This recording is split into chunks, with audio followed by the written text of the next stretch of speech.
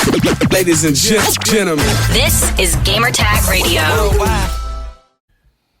Welcome to a brand new episode here of Gamertag Radio. This is your host, Danny Pena, and joining me this special episode, we have Riana Pena. So, Riana? Hello out there. I'm excited to be back, as always. I love being on GTR.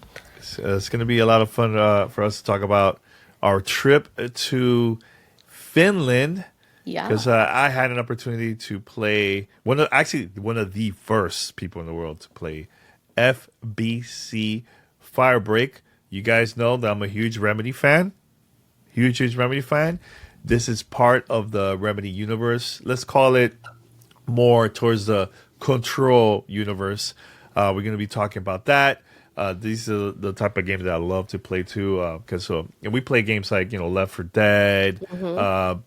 Back 4 Blood. There's a couple of games like similar to this. You play Destiny. Like that's like you love that cooperative type game. So we're gonna be talking about it. Ree's gonna be asking me some questions because I got the chance to play it and see it. Ree just went to the studio and got to see a sneak peek of the theme of the game. So Ree, you're excited to talk about FBC Firebreak or what? I am, and I have a lot of questions. I know folks will get to hear more from you on your experience, but I just kind of want to interrogate you a little bit. All right, it's all good. So for those who are listening, make sure to head over to gamertagradio.com, post your comments and feedback, listen to our past episodes. Also, you can find us on any podcast app. Just search for Gamertag Radio. We're there. Make sure to subscribe. Share the content. Please spread the word. That will be very, very helpful. Now, if you would like to be part of our fan mail discussion, here's how you could be part of the show. Send us your feedback or questions. Give us a call at 786-273-7GTR. Email us at fanmail@gamertagradio.com or leave a message on speakpipe.com/gamertagradio.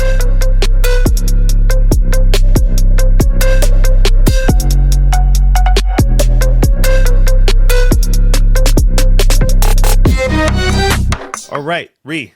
So we're back here at GTR, and we're going to be talking about FBC Firebreak. So first thing first, I want to mention that when I went to the studio, they gave us a presentation about the game and everything like that. Prepare us for that. Then we take an elevator, which you also taken this elevator to go downstairs. And once we went downstairs, it was like the whole vibe and theme of FBC Firebreak. That was really cool. I know the team got, it took some time for them to prepare that for the guests and everything. So that was really, really cool. And then we opened the door to actually get hands-on in the game. That room is a motion capture area where that's where they do a lot of like stuff for like their projects, like Control, also Anna Wake. It was really cool going there. But it was like the vibe the whole time. It felt like Control the whole time we were there. And we got to sit down. I was playing with a couple of other journalists that was also part of this event.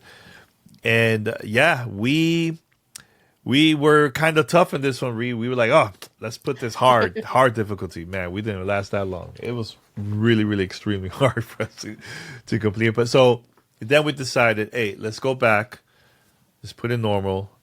And I remember once we started playing it, as soon as it starts, it has that Control vibe with like they show like the word of the location. You get to play this area. It's like the Federal Bureau of Control FBC. and FBC. So once we did that, we finished the first zone, right? We go back and then we start playing the zone again.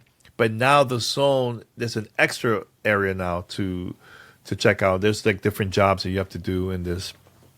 And we did that multiple times. Once you reach to the third zone, there is a mini boss for this demo that we got to play, right? So it was very, very challenging, that boss battle. We all have to work together to turn on like certain machines in order for the boss to get hurt. So the character that I was using, Ree, It was I was using a wrench where the wrench was basically fixing certain things, like certain mechanics that you will get to see the area where, let's say you go to a shower area, right? If you get water to your character, that will help you to gain some health, right? So I had to fix certain things all the time, man, because while everybody is working on killing these enemies, that's also part of the game there. It took me a while to like fix certain areas and getting prepared to go to the next area. Well, you have to. There has to be like a lot of communication. This one, it just can't be just shoot and run. You know, I like these type of games where you have to work as a team in order to go to like the next zone. There's going to be objectives in there where you have to, like, let's say for example, you have to destroy notepads. There's like thousands of them, right? Once you destroy that, you unlock a door to go to the next area, and so on. So we did that multiple times. Actually, we also found a rubber duck in this game.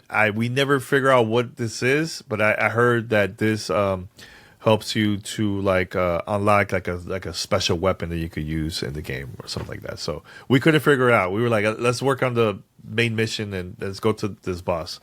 So overall, it was a lot of fun. At times, it could be a little frustrating, but again, it was because of lack of communication from our side. You know, we didn't experience any major bugs. It was like one little thing where, again, this is like an early build where I was trying to like reload some weapons, like an area where you could get that, and I just didn't get to see it there. By talking to the team, they're saying that they're working on that. That's just a bug they had in the demo and everything. But overall, it was a lot of fun. Everybody's gonna have choices where there's gonna be a different type of class. And another thing too is this didn't feel like a grind where you have to, once you finish a zone and you go back, you get experience points. You get also money for you to upgrade your character. You could buy cosmetics. You could get like weapons and power-ups and all that stuff in this. So it didn't feel like a grind. We'll see once the actual game comes out. But I think this is something where people are going to take their time playing it, play with like random people or with friends. And overall, I had a great time playing it, you know. So it was really cool. I think you would like it too, Rick, because we're so into these type of games, the PvE type games, you know. So just want to mention that real quick. There's a lot more, but this is like the short version. But you can ask any questions if you want. Yes, I'm like waiting to ask questions. I want you to get out your first thoughts. But number one, like, what are the different type of classes that you got to see, and like, what are each of them doing? You mentioned the one that you played, but what could you tell from what the people you're playing with, like, what were their primary objectives, and what was like the play style that sort of was encouraged with each of the classes? All right, so my character was more of fix kit. So, and I'm also reading the assets here. Mm-hmm. This kit helps you to solve like issues of like mechanical issues where you use a massive wrench. You could also use that wrench to do melee too. So is that you could also use a turret from that character. You will throw the turret while you're doing certain things. That turret will attack enemies. That's really cool. And also there's a piggy bank. This one can be attached to a wrench. And once it reaches full charge, once it's attached, the piggy bank can be swung into enemies with the wrench. So this is like another thing that you could use to attack enemies. Now there's other ones where it's like there's like a jump kit. I haven't used that one. I know there was another one called splash kit. This one helps you to gain some health. So like when we were playing against the boss, we had one member from my team. He was using it to help us to get some health back. So he would use like a healer. Yeah. Okay. So we were using that a lot. I don't remember the second one. That's a splash kit. Mine was a fist kit. The jump kit. What is the jump kit? It sounds like if it's not fixing stuff or, you know, doing area of effect with a turret or healing, then is that the aggressive This path? one is a let me read this right here. A tool, electrokinetic charge impactor, a portable compression impactor capable of delivering an impressive amount of electricity. Also, this is like another way to hurt enemies too. So shock enemies. So this is your DPS basically. Yeah. So I was using more of the fix kit. Like, I was like, yo, I'm fixing stuff. I'm doing melee. That was like very, very helpful. And also, I used the turret a lot to attack enemies too. Mm-hmm. Okay, cool. So you kind of have like a sort of an objective focused play style, an aggressive, take out enemies play style, and then a heal comp. Yeah. Now, And here's are one there thing any I forgot. more? Yeah, I forgot. There's only those right there. But the more you play the games, the more you will get like new weapons, upgrades, and all that stuff. But I also want to mention that every time we'll go back to a level, it randomized like where it changed certain things. Like, let's say, for example, the area where there was like a shower area, right? Or an area to get ammo, that would change locations. And it's not always at the same location where you go. It's always changing. So that's pretty cool. It didn't feel like repetitive or anything like that, So Okay. there is a job. So the objectives is called jobs. So once you complete these jobs, that's when you get like, money, experience points, and all that stuff for your characters. So there's a couple ones. There's a paper chase. So this is the one that you start from zone 1, the level that we played. Is there's sticky notes. So there's sticky notes all around the area. You have to destroy these sticky notes. Now, if the sticky notes goes to your character after a while, you will also become a monster. So it's like it's not good to have that. So the way how you could remove that is either get one of your teammates to use the healer, water, and all that, or go to the shower area it helps to not only gain some health but also remove that stuff. So there's like other stuff too. There's also ground control where there's gonna be a lot of enemies in this. And you could, kill them, and once you're done, you go to like another area and everything. So that's like a lot of things you could do in this game too. So Okay.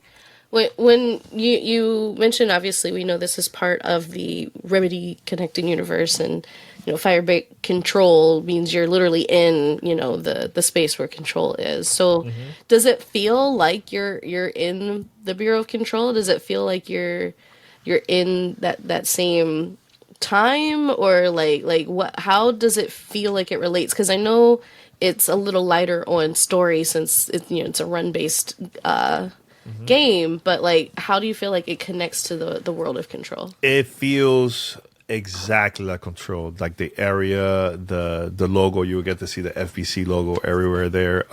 Just the vibe in general, it feels like it. The only difference is this is first person, because usually when you play a Remedy game, it's always third person. So it felt really, really good. The sound, the vibe, just everything overall felt like I was playing a game that's part of Control, part of the Control universe. And did you get any like story or like No, the only narrative? thing, because we were doing a lot of like mission jobs and all that, so we didn't get to see anything like that. And I also asked the team, like, I feel like that was very important because Remedy is known for story. So, but there will be like little Easter eggs or little things like that I know people are going to pause and see it, take screenshots and do some investigation, all that stuff, some research on that. So there was one where there was loading and I got to see like a letter, right? But I didn't get the chance to read it because it was like I was talking to the team and my teammates. So once we started the game, I completely forgot about it, right? So there's going to be little things like that where there's going to be maybe loading screens or anything like that where there might be some type of story. It's not going to be as deep as the other games, Sure. Now, you're going to listen to the interview too.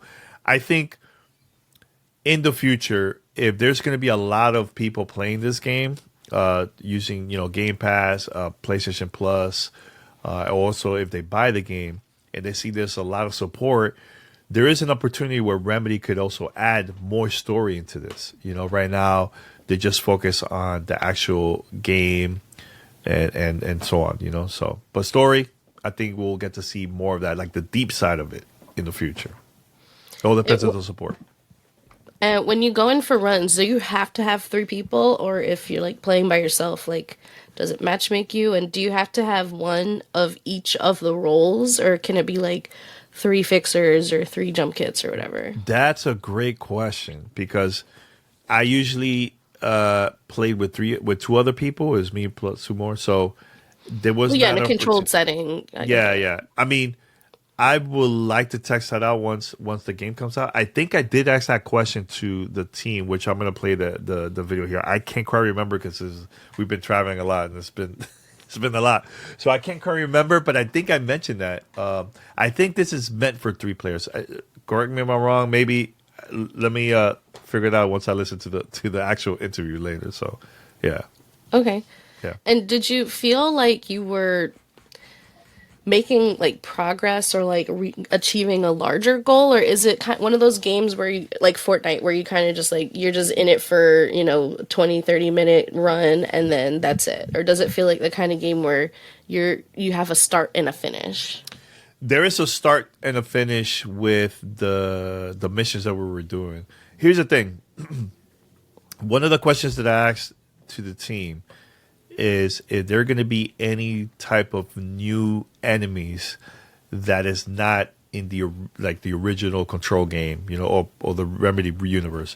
And it looks like there's going to be bosses or enemies that's going to be exclusive to this game that's brand new. So there is some type of story where you could continue and you unlock new levels, new areas. Plus, they're planning to add more content in the future. I know there's going to be more coming out later this year, and more also for next year too. So like they're working on this, man. So, or actually, let me see. The question about multiplayer. I always see 2 players, you and 2 players. So I think this is meant for 3 players in general. I think you can't do this in solo.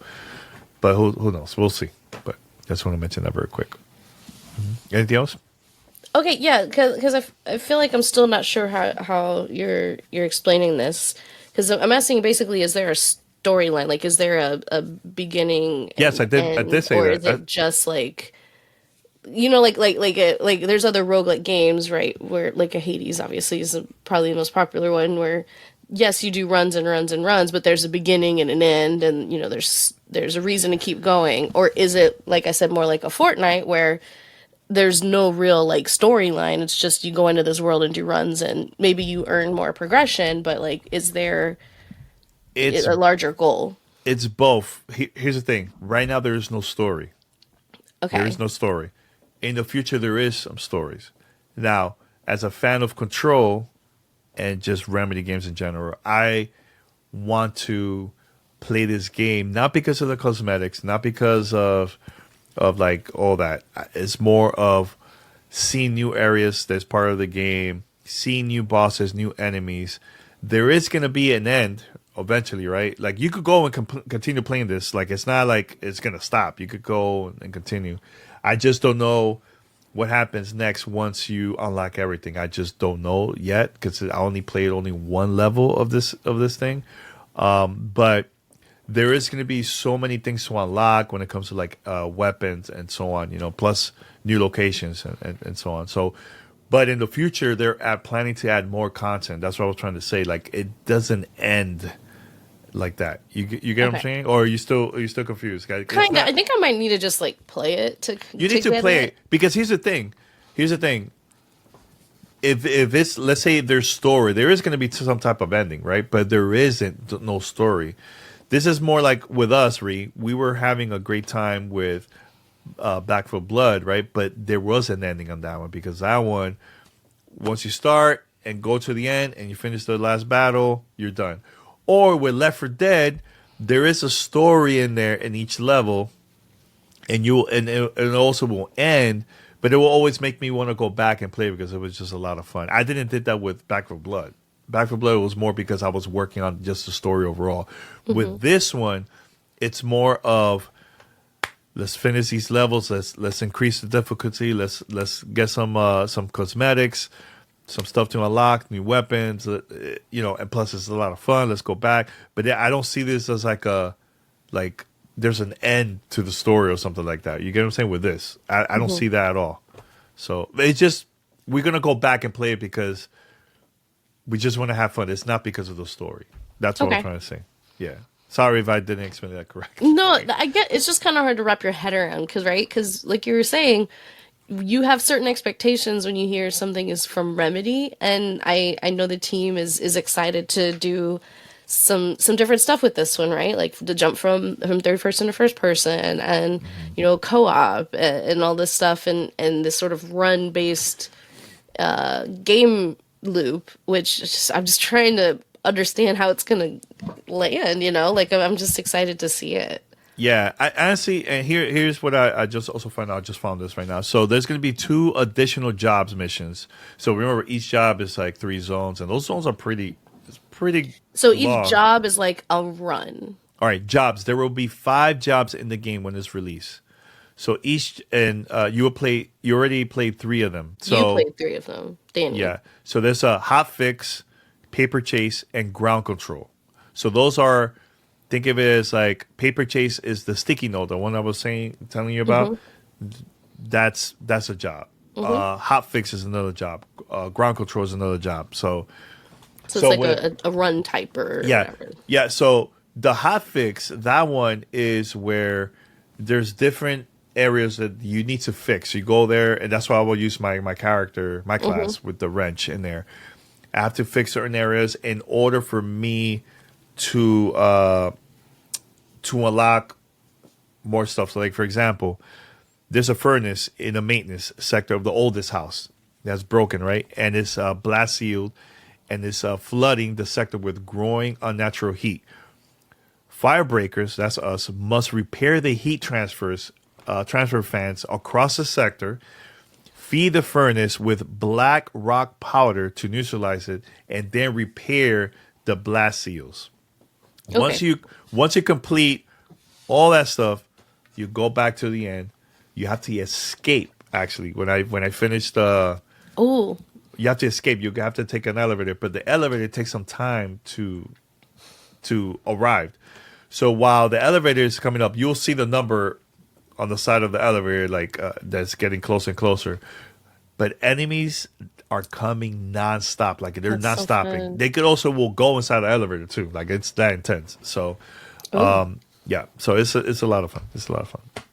But anyways, like so that's the type of 5. run that you could do. So 5 jobs, but we only get to see 3. So there's 2 more that I haven't seen yet. Okay, and you were saying like when each of these, you are all basically playing the same character the whole session. So.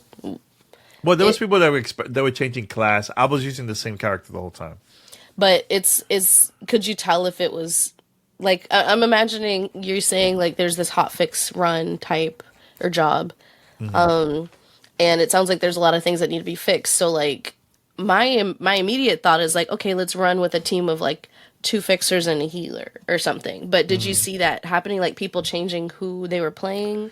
Yeah, there was one. The jobs are changing. I never changed mine, but there was another guy that he was just experimenting, and then he liked the healer, and he stayed the healer. He stayed with that character after. But you can double up if you need to. Yeah, you can do that. It's not a problem. Oh, okay, cool. It's not a problem at all. Okay, so there's some strategy in like what kind of class you pick to go in to the different jobs. Yeah, like other people could fix things. The only difference, or I could heal, let's say, but the only difference is. With my character, my class, it's a lot faster to fix it. Got you. Because I'm an expert on that that type of class. You get what I'm saying? Okay, so you can kind of like tailor it to your own play style, even if you don't have that specific character. Yeah. So like for example, in other ways, how I could be a healer. Oh man, the shower's not working.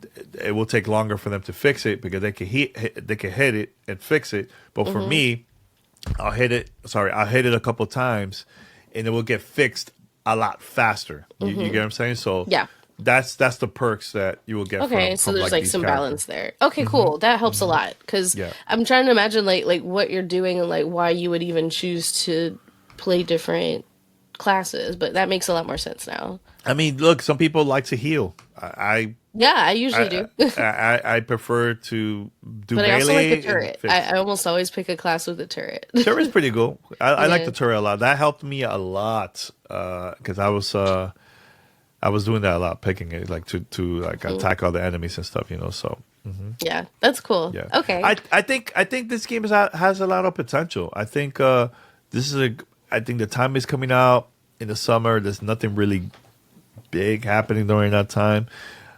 This would be cool to get together with friends and just have a good time. I know this is something different from Remedy. So. What's funny is that I've, of course, watched you play quite a bit of, Alan Wake and Alan Wake 2. But I've actually never played a Remedy game myself. Not because I'm scared. I don't think they're scary, but it more just like I prefer it as a cinematic experience and just kind of be a passenger and watch other people play through them. So I'm wondering if this is going to like get me into it and like maybe I'll go back and play Control or something. Because yeah. Like I'm just so curious about it, and of course, I love multiplayer. Multiplayer's my favorite, and yeah, I think this might get me in. Yeah, I had that conversation too with the devs, which we're gonna play here in a few minutes. Because there's people that have never played a Remedy game. Is this gonna be the game that's gonna bring back new people? Like, hey, this is like the first time trying it out. This is pretty cool. I want to get into the Remedy universe, but that's why I was really bringing up about story, because that's one of the things that Remedy is really, really good at is just story, and this one is like a story light. So I think the more support this game gets, we're probably going to get to see more of that story, and hopefully that will get more new people to get into it, so. Yeah, I'm excited to play on my Steam Deck. Yeah, actually, I think it is Steam verified. I'm not 100%. I think it is. It is. Yeah. So, yeah. But I'm playing this on my PC. I'm all in. And for those that are planning to get this game, please let me know. I would love to play with you guys, man. It is cool that the game also going to be on Game Pass and also PlayStation Plus. That's going to bring a whole new group of people, too, to try it out, So they want to take a little break from other games, so... Yeah, cool. I love a game where you just like hang out with a couple friends and just like do runs and wacky stuff happens. Like that's a nice easy in and out kind of game. Like it's not super heavy. Oh, I forgot to mention there's a item from a jump kit. This one is called a boombox. So this one attracts enemies, and you've seen those where you like. Yeah, like the little noisemaker. Yeah, noisemaker, and they'll attract enemies, and they'll eventually explode. Those are pretty cool, too. I forgot to mention that. That was a really good one. Yeah. Just randomly thought of that. Yeah. No, guys, saw it right here, the assets that we got. Fact sheet. Oh, okay. So, cool. Sometimes it's hard to remember every single thing in there. But yeah, overall, the game has a lot of potential. I had a good time. And it felt really good after we completed the whole thing. We're like celebrating. We're like, yes! Because... we were struggling with the boss here for a couple of times, man, but... that's another question, actually, before you wrap up, is, like, was there any sort of difficulty adjustment? Yes. That's why I said in the beginning of the episode. Oh, sorry. I said that in the beginning, our first round, we put it hard. We didn't last that long because it was just too hard. It was just way too difficult for us. And then we tried, because here's the thing, it was like our first time playing it. The whole game, like the whole team, not like per person. The whole team, we put it like that hard. So everybody's got to be ready to lock in. Whoever's the host, that's the person that can change it. Yeah. So Gotcha. We were like, let's do it. And that was not smart. So we went back and we put it default normal. And we did a lot better with that one. Well, now I'm like, we gotta play through the whole thing on hard. I'm down. I think try normal so you get used to it. And then it gets hard. I'm telling you right now, it gets really difficult. It's not just like, hey, shoot and run. Like it's hard. I think we can do it. All right, it's all good. All right, everyone, we're gonna play this interview that I recorded live all the way from Finland. Not really live. It's pre-recorded. You know what I'm saying. In person. In person. From Remedy. At Remedy Entertainment Studios. That was a lot of fun to check out the studio. Was there anything that stood out to you, Ree? Anything that stood out to you? At the studio? At the studio. Oh my gosh, before yeah, we all go? the trophies. They had a trophy case, and I remember our friend who works there, Vita, she said that she had to convince them that they should put a trophy case in the front, and I was like, they weren't on board from the start. Like, this is so impressive. It is impressive seeing Yeah, that. they decked out the space. If you haven't seen our socials, both Danny and I, put up some pictures, and I put up a video touring the FBC Firebreak decor that they staged for everybody visiting. It was really, really cool. Yeah, that was really cool. And also taking the elevator down, that was really cool too. Going to that area, that was fun. Yeah. So, all right, everyone, thank you so much for listening. We're going to play now the interview with the devs that worked on FBC Firebreak. And once we come back, we'll wrap it up. Ladies and gentlemen. This is Gamertag Radio. Yeah, my name is Anssi Hyytiäinen. I've been at Remedy for 25 years, acting as the lead designer for this one. I guess kind of have two hats, lead technical designer and also lead game design for this project. Hi, my name is Teemu Huhtiniemi. I'm the lead level designer on FBC Firebreak. I've been at Remedy for 10 years now. And I'm Mike Kayatta. I'm the game director on FBC Firebreak. Awesome. Well, first of all, thanks for letting me get to play one of the first people to play a game, and also, first people, and also, just checking out the studio too. It was really cool getting to see the behind the scenes and everything. So, this project is a very different project than the previous ones.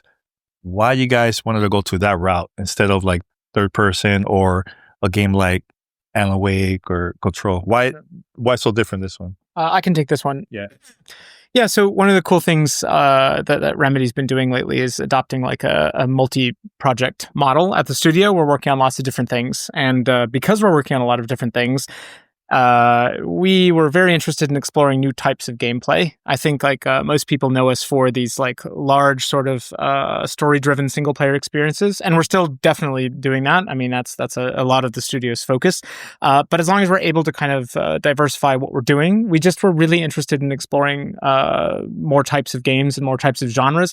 We have a lot of fans, like I know Anssi in particular, play a lot of multiplayer games, and honestly, it's just something that the team felt passionate about. So it's something that we wanted to explore, and it's kind of a new era for us here at the studio, and it's exactly the right time for that type of stuff. Yeah, and I will say we'll kind of teased towards that direction a few times, but never really came to fruition in the end. So nice to actually push it through. Yeah, for those that never had a chance to play Control and Alan Wake and other games, do you think this is the game that maybe will attract them to like, hey, try out the other games that we worked on because of the lore that's in the game, or what? Yeah, I can take this one too. So that's definitely the hope. Although, like, honestly, like it's a bit secondary for us to try to like feed people into all the other games. I mean, we hope it happens, but really, like with Firebreak, our main concern is bringing people in, getting to check out like the RCU or the Remedy Connected Universe, see it through this lens. If this is the type of game you want, and if this is where you stop, great. And if it's not, even better. You can go play a lot of the other games because, as you know, a lot of our games do have a lot of those kind of intricate narrative connections. Mm-hmm.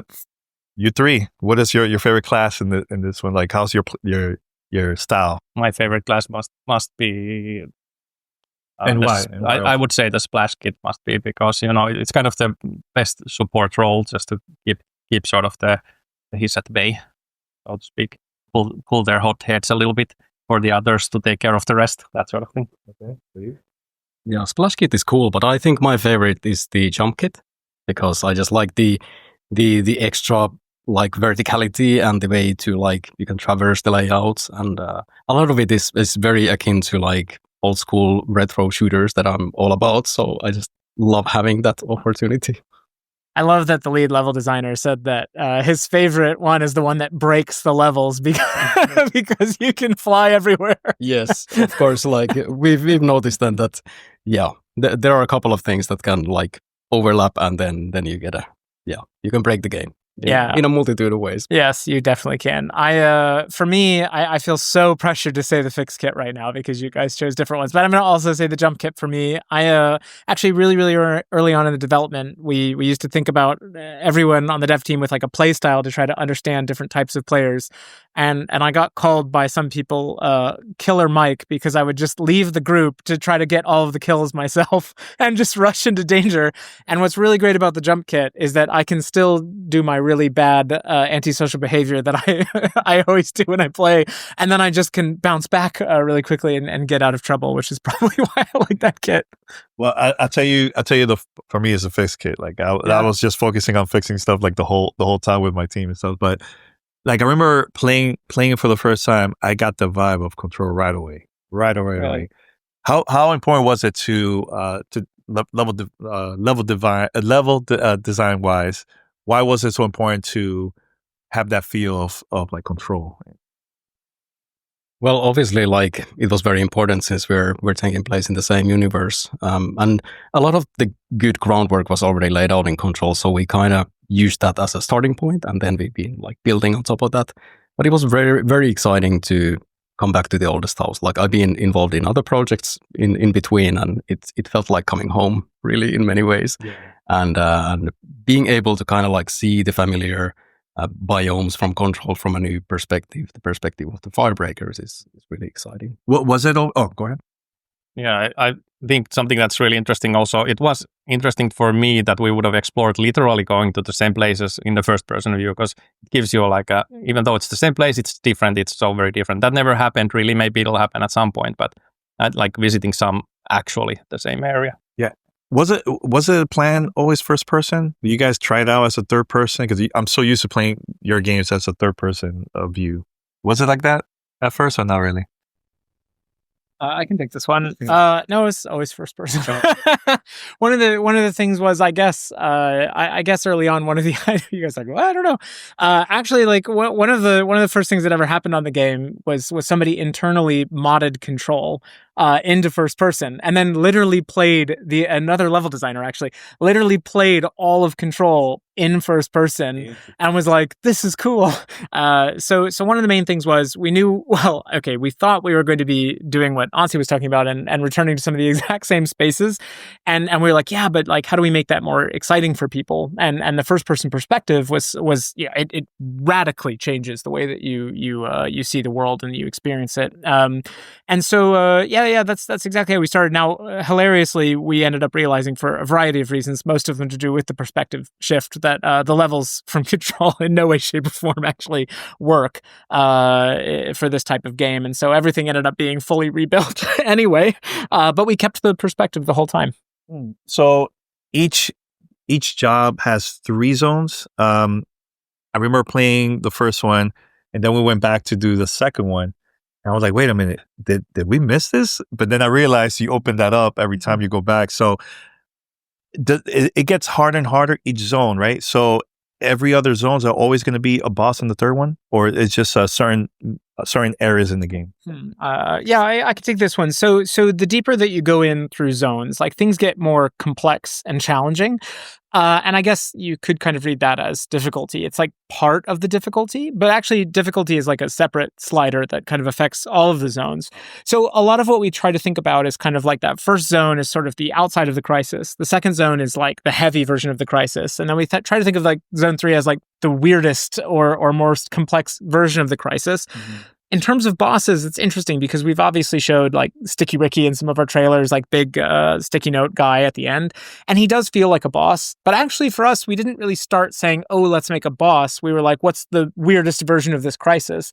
So all of the jobs in the game, like it's kind of a gray area if you would consider them to be bosses or not. Like some are very clearly not bosses, but some of them absolutely ride the line. And I would say like Sticky Ricky is the closest into what most people might call a boss, but it should always be the most interesting version of the challenge. Yeah. Why?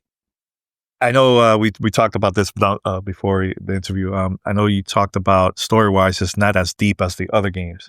Why that decision? And I know people are used to seeing stories from you guys, the fans, from Remedy fans. So why the decision for this one is going to be like low compared to the other games?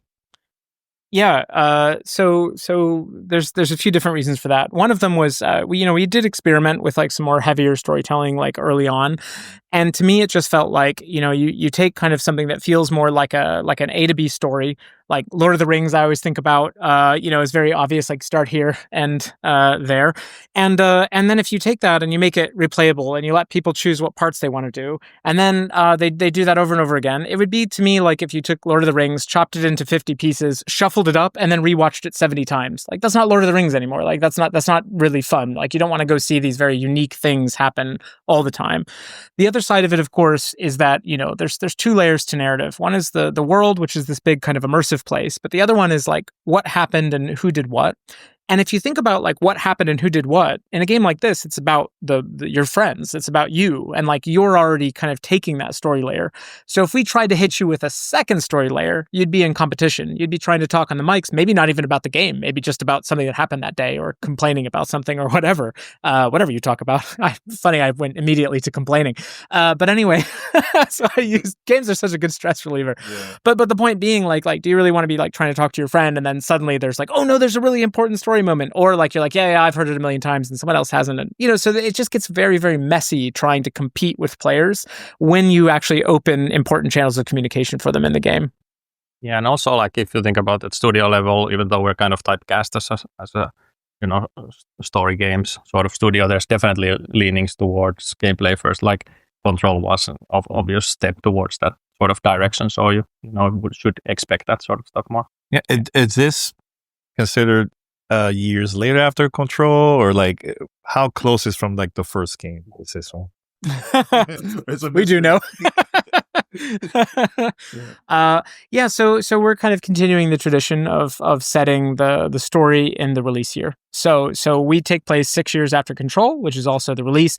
Of course, for us, this question gets thorny and muddy over time. Obviously, like we hope people are still playing and having fun with this in 10 years, but that might get kind of funky for a variety of reasons. So the way that we think about it is that this is the story of what was going on with the oldest house in this year, in 2025. And then, if people are still playing this 100 years from now, which definitely they will be, because of course, it would still be 2025. So we're getting the collected kind of stories of Firebreak during this moment inside of the history of and lore of Control.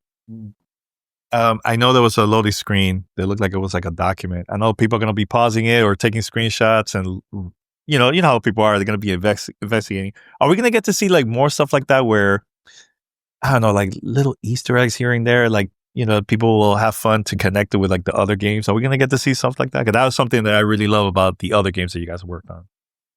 Well, I will say, for one thing, we definitely, like, as part of the canon of the Remedy Connected universe, we don't want to be self-referential and Easter egg ourselves, like, in a way. Like it's a little bit too Ouroboros, even for us, I think, like, to start being too self-referential. Like, we want to add to things instead of reference them. That said, we will and do draw interesting connections. And it's funny you mentioned the loading screen, because I would say that you can probably expect more than Easter eggs through systems like that in the future. Oh, good to know. Good to know. What was it your favorite part of working on this project? Was it for you three? Other than working with me, guys. Working with this. Obviously. I would say my favorite part was really embracing this new way of like designing levels, because in the past with single player experiences, everything is kind of always designed with a particular intent, and there's like a script to things. And when you're like reviewing sections of the level or like playing them with your colleague, you're always like looking at it from one perspective. But FBC Firebreak brought in like 3 perspectives. So when you're designing things, you could like hop on the level and you're kind of like designing it on the go. So that was really, really, really exciting to kind of have that approach to the design work. And of course, obviously, like revisiting the oldest house, as I said, that was like, really great place to be. Yeah, for me, the favorite part of every game project must be towards the end when everything's starting to be clear enough. everyone like understands the game and there's not a lot of question marks. Everything's not like open parameters. You keep thinking like, okay, how am I supposed to design this? Because I don't know A, B, and C, and D might be F. So. But towards the end, everything just starts to come together really, really fast, and when pieces start to kind of lock together and things start to just work, that's always the best part. Yeah, I think for me, it's been, we're a smaller team at the company. I feel like, and we're doing something that's so new. We're doing something that's new for the world as they experience Remedy games, but you got to remember it's new for us every single day. So I definitely have kind of felt like even at the company when we started, some people kind of saying like, what are we doing? What are those people doing upstairs? Like what's going on up there? And then like watching some of that totally deserved skepticism start to kind of slowly like fade as the game kind of got to take shape, and taking what was started as such a tiny little group of people and really like pull people in and changing from like going and saying, oh, hey, we really need this type of person, that person, to people actually like coming and saying like, hey, like I saw you guys playing this. Can I join the team? Can I be part of it? And watching that excitement build inside of this studio for years has been so great. And I really hope that we can kind of experience that again with players as well as they get onboarded. Yeah, I know I played with two other people that we just met for the first time or anything. And at first we were trying to figure things out with the game. But once we figured it out, I felt like communication is very, very important in this game, right? So like for those that play this game for the first time, they probably don't have friends online like that, right? Yeah. And sometimes there's games where people just don't talk. What is like the easiest way for everybody to work together and have that some type of communication without voice besides the ping? Is there anything else where that helps out too? Because it could get really challenging if there's no communication in this one. Yeah, so we've tried to come at it a few different ways. I mean, I myself am a super antisocial grump who turns off the mics when I play games, as I kind of referenced earlier as well. I've heard too many 12-year-olds singing Britney Spears at me at my age. Anyway, so there's a couple different things that we hope to do. Obviously, we have like pings and voice wheel stuff, etc. One of the other things about the design has been that we've really wanted to make sure that like ultimately, once you understand what the controls are and what you're doing, everything that everybody does kind of organically feeds into progress. So even if you are struggling with communication with all the tools that you have and so forth, hopefully all that momentum is still kind of carrying forward, and you don't get into these like horrible situations where nobody has any idea what's going on and you're trying to all jointly solve some kind of puzzle in a different way, etc. So we try to avoid that. The other side of things is that like the jobs themselves are super customizable. We have kind of three different levers that you can pull. One is called threat, which is basically the combat intensity. One is called corruption, which changes like randomization and the appearance of what we call corrupted items. And then the other one is the clearance level, which is kind of how deep and how long the session is. So we're also hoping that, depending on what you're looking for, whether it's a 5-minute experience or like a really hardcore, like super difficult, I really want to coordinate run, there is a way to kind of shape it for yourself for the time that you have. How much content we're going to get to see from like the main base game? Because, people are pretty good with completing all this stuff like very quick. And when are we going to get to see like just more content in the future? Is it like a long wait? Well, I guess I should take this one. So it's a really difficult thing to say outside of context, just because, like a mission or an act or a campaign or a job or a mode in games, they mean everything. And so, and no number is ever big enough and so forth and so on. But I can tell you, like, what we're going to do is we're going to launch with 5 jobs. And those jobs each have 3 clearances, which determines how deep you go in. And then all of those will of course, also have all the difficulty settings, and then all these kind of randomization and modification settings. So what we try to think about with the jobs is that we try to think of them more like modes. And for me, I kind of contextualize them, although it's not a perfect comparison to something like Deep Rock Galactic, where, you're not going to have like 30 different sort of, pieces of campaign style jobs. And so we hope that this is enough to kind of bring people in and give them a strong, varied experience. Now, we also know that it's not enough because it is never enough. And so this year, we're committed to releasing 2 more jobs. So we're already going to grow the game by 40% within the first year. And then we're going to kind of see where the community's at, what they're looking for, and how they think that we can bring additional replayability into the game for them. And then we're going to spend next year providing that back to the community. We've also got, outside of that type of content, some additional game systems that we're definitely not ready to talk about, but are definitely really excited about that will be coming soon, as early as this year, that should also bring a lot of interesting replayability and stuff, that sort of stuff into the game. Are we going to see new enemies that was from the game, or are we going to see stuff that's still related to like control when it comes to like enemies or anything like that? Okay, well, all right, there you go, the answer. You give me the, I don't know. Yeah, let me see, I'm trying to think of other things too. Okay, now I remember now, the duck. It was so random, like I don't know what was the purpose of that, because we couldn't figure it out, because we were like on a rush to complete the job. What you could tell us about that and other random stuff that will pop up in the game? Like it will pop in maybe like in one job or two, right? If you figure it out, tell us. It keeps popping up. I don't know. No one knows. Yeah. It comes up. Yeah. No, but I'm saying, what is it? Is that like an optional thing, or is it something you have to? Corrupted items. Yeah. So it is indeed optional. So these are sort of mission modifiers type of deals. I would say also, going maybe back to the previous point, a lot of the longevity comes really from systemic things, and the game experience is very much about also building your loadout. So it's not that you do the job; it is that you're building up yourself.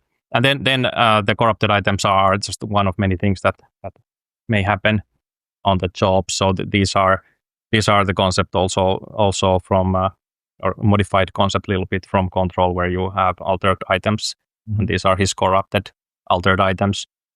So you will get basically sometimes funny things, sometimes terrible things happening in the job. Sometimes it's strangely cold. Sometimes gravity doesn't really work as you expect. Yeah. And also, what you could tell us about like the ultimate? I unlocked mine, so it was really good. I think it was like with the pig. I think it was. Yeah, right. So that helped me. It helped me a lot during the matches. What other type of ultimates we get to see? Is that the only one we get to see from like each class, or? I can take this one. So basically, what we tried to do was, when we have crisis kits, right, which is kind of like class, but it's more like a customizable loadout, and each of those loadouts that you have is tied to a specific equipment set.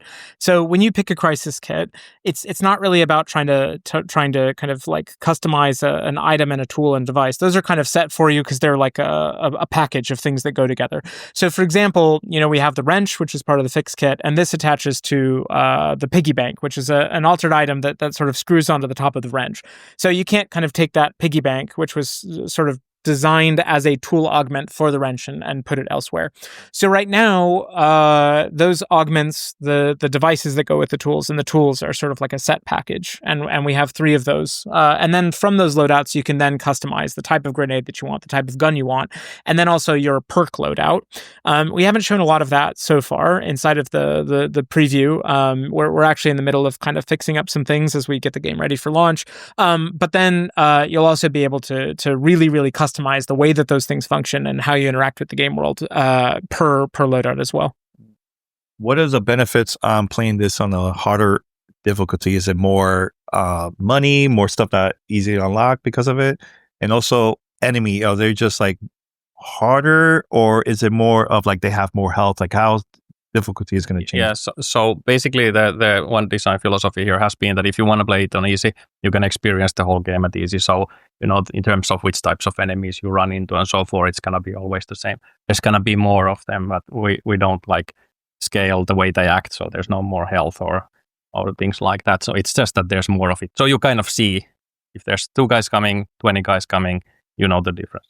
That was one of the design philosophies in there. And what you get from playing at harder difficulties, you will be able to collect more of the resources that let you get upgrades. And why FBC Firebreak? Why that name? Sure. Yeah. So, the name comes from like actual real world fire breaks, which is kind of something that you put between a fire and something that you don't want the fire to touch. And usually this is kind of like either like a piece of land that you do. Actually, there's a firebreak inside of Control as well, inside of the oldest house, which kind of creates a gap that paranatural things can't cross.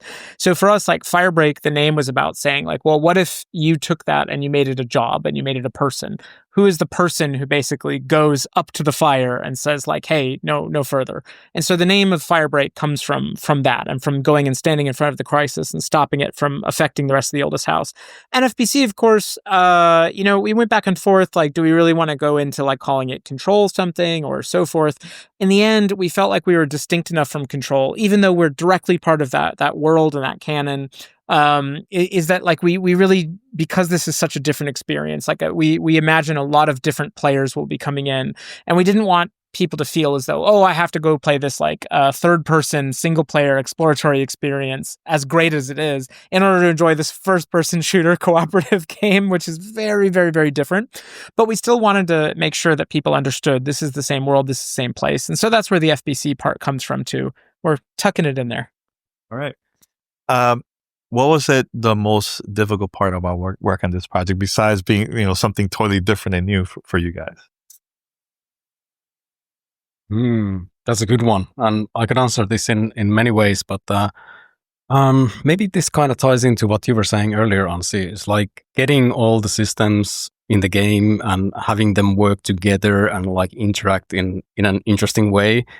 And for me, a lot of that stuff is really about like what's the interesting player experience, what's the interesting story that you can get out of that, like having these emergent systems, and then what's the interesting outcome that you can tell your friend the next day, like this happened when we were playing. So getting all of that stuff in, and at the base level, so we can like test around things and see what really works and where the fun is. That was maybe the most challenging part, because that happens in small steps. For you?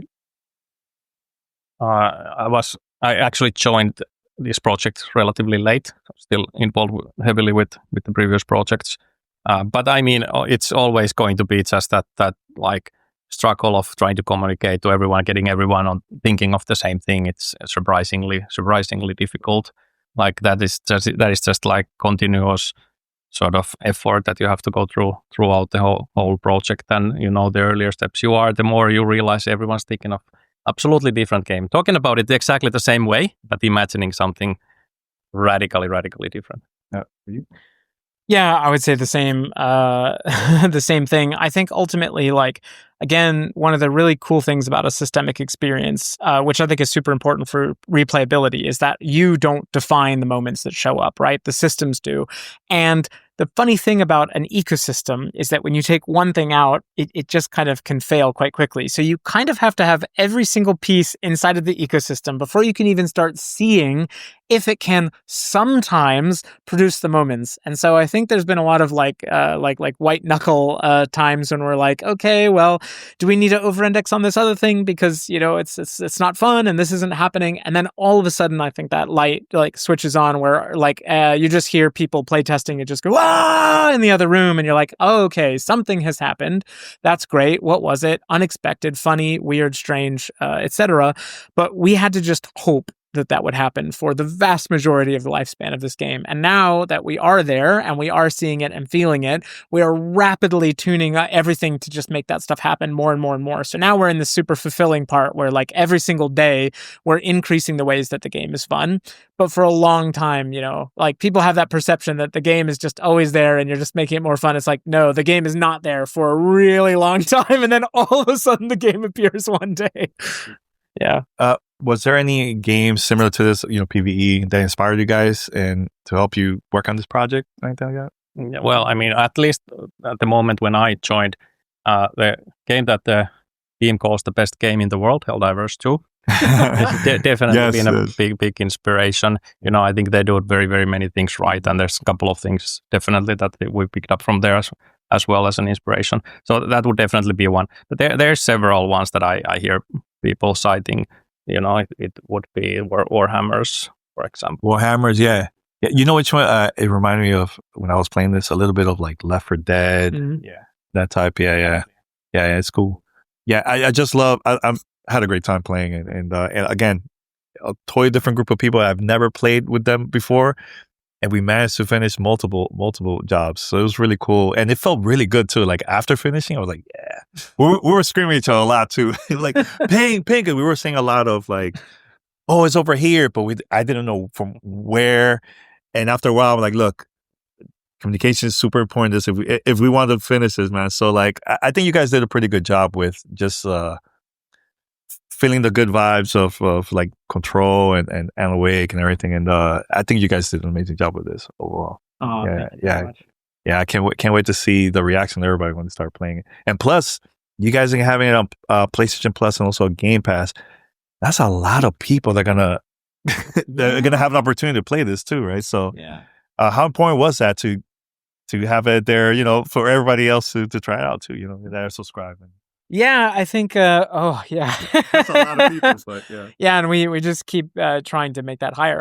It's awesome, right? Because it's like Steam, EGS. We're also gonna get Steam Deck verified, and then of course like Game Pass and PlayStation Day One. So yes, we're gonna have. I hope quite a few people checking it out and trying it. One of the big goals for this project is just to kind of show that, hey, Remedy is really good at this one thing, of course, and we're gonna keep doing that, and we're going to keep delivering on that. But hey, we can actually deliver on these other things too. So for us, this was really an exercise in like passion and creativity. And if you think about it from that perspective, one of the most important goals for us is therefore just to kind of get the game in people's hands. Because, again, like I understand, this isn't what you would expect from this studio. And I literally zero shade on anyone ever who's made a game, because I know it's very difficult and very difficult for a million reasons. But of course, there have been a lot of examples of games that have come out with all the best intentions from studios that kind of don't do it. And we've seen sometimes those things go wrong. And again, my heart goes out to those developers because it's not easy. But the thing is that so for us, like we really want to show people like, hey, we're not a one-trick pony. We can do this. We can do other things. We understand it's our first time, so we're trying to be a little, humble and careful about it, but are also opening the gates to every single gamer who wants to try it. It feels like at the same time. So let's see how that goes. I was going to ask you about Steam Deck because we travel a lot, so we always play our games on the Steam Deck. Is it going to be any bit different from that? And graphic wise, is that going to be like? Usually when I play a Steam Deck game, it's like a hit or miss. It will play different. Will look very bad sometimes, So like, how different is gonna be when it comes to like a Steam Deck version of the game compared to like a console PC? Anssi, do you want to take that? I don't know. Has not been on my radar yet. Why? I was looking at you. It's But okay. definitely want to make it like as much similar as possible, of course. Because it also could affect the game too when the session. when people play and one person has a device that's not compared to like the console PC, so the experience might be a little bit different. That's why I asked. Yeah, I'm also like a portable like gamer. I love the Steam Deck. I also got like a ROG Ally X. Like I pay attention as much as possible. One of the funny things, of course, is that we made the game on Northlight, which just can't help itself. It's just constantly producing pretty games. And I'm not saying this just to pump ourselves up. Actually, it's been a source of frustration for me because I've just for this whole game, I'm like, guys, just tone it down. Like tone it down. It's literally impossible. I don't know what the problem is. I can't get it through to anybody like that. but so now like the good news is that at least in my opinion the game looks really, really great, and now a lot of our focus is on making sure that the performance also can keep up, the networking can keep up. Obviously, like the FPS is crazy important, and that's one of the things that can go quite quickly, especially when you're playing on a portable experience. So all I can say is like we're working on it. Like as Anssi says, like I can't say like, oh, here's the min specs and specifically, but I will say like it's on our radar to not just like, oh yeah, technically it goes, and then put it out there. We're going to be thoughtful about it. I'm going right now. One more. All right, I'm going to end it with this. You don't have to answer this one if you want to. You don't have to answer it. Speaking about devices, can we see a support like Nintendo Switch 2 support on something like this in the future or not? 'Cause I feel like I got to play it early. I got to play Cyberpunk 2077, and it looks great for that. I could see this game on that too, like personally for me, so Is Yeah, I it? You mean, don't have to answer. I'll give you as best an answer as I can, an honest answer. I would love to do it. I think the Switch is awesome. I hope the Switch 2 is awesome as well. But right now we're very focused on putting it on the platforms. As we just discussed, we've got many platforms to get right. But I would say never. You know, really our goal will remain to get it into as many gamers' hands as possible. So let's see. A huge group of people that never played Remedy games will definitely get opportunity for this one if you release it there. So good luck. Hopefully, fingers crossed. Thank you so much for the conversation. It was a lot of fun. Can't wait for people to try this out once it comes out. What's the official date? June 17th. June 17th. There you go. Thanks, guys. Yeah, thank you. All right. All right. Thank you to the whole team over there at Remedy for inviting us to the studio and also flying us out. Showing us around town. It was really around cool. Town. Espoo and Helsinki. Helsinki was fun. It was a lot of fun going on. Good food. Oh my God, the coffee. That salmon soup. It was good. Woo! Amazing. Amazing. All right, everyone. In a couple weeks, Summer Game Fest is coming up. How excited are you, Ree? I'm extremely excited. Like, I know our schedules are packed already, but I can't wait to see everything. You know, like there's been a lot of new games and new IP that have kind of come out of nowhere and taken the gaming world by storm this year already. And I can't wait to see what the next one's going to be. Yeah, it's going to be crazy. Our schedule is looking pretty big. But I'm excited for the stuff that we're going to get to see. Some people that we're going to talk to.